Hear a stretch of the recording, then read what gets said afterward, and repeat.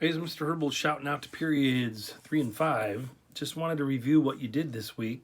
I hope the test went well for you. Those of you that haven't taken it, you have until midnight tonight. It's Friday, April 17th, and you want to finish that Chapter 9 test. But anyways, first thing we tackled was the California Gold Rush. John Sutter got permission from the Mexican government to build a fort. So he built a fort. And he was building a sawmill about 50 miles inland when his worker dude, James Marshall, found gold.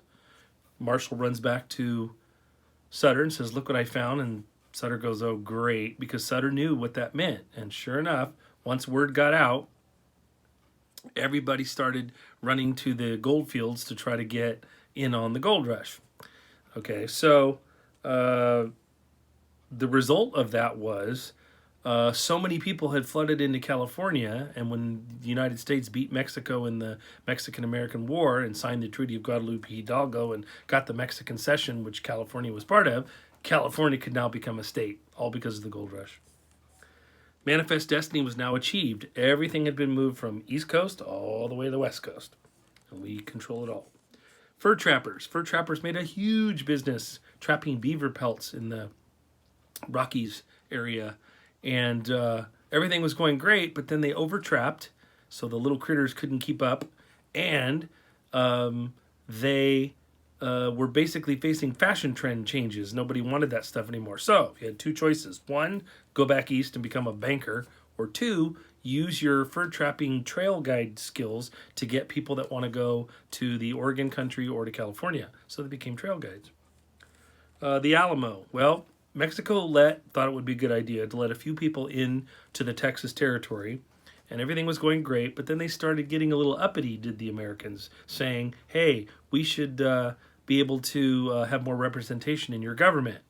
The Mexican government said no, so the Americans took control of this old abandoned mission called the Alamo. General Santa Anna, who was the dictator, he didn't like that, so he went and killed everybody at the Alamo. Well, all he did was wake up a sleeping giant because Sam Houston and his army found Santa Anna, captured him, and forced him to sign over Texas.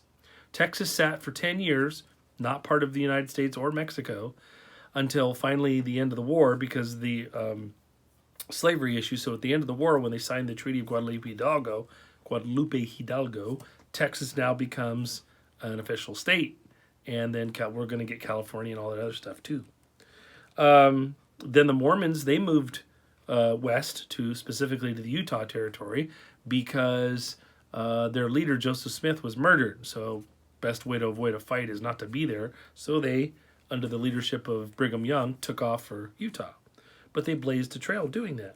Finally, as I said, the Mexican War occurred. And after 2 years, the Mexicans lost, signed the Treaty of Guadalupe Hidalgo. I'm having trouble saying that today. Guadalupe Hidalgo.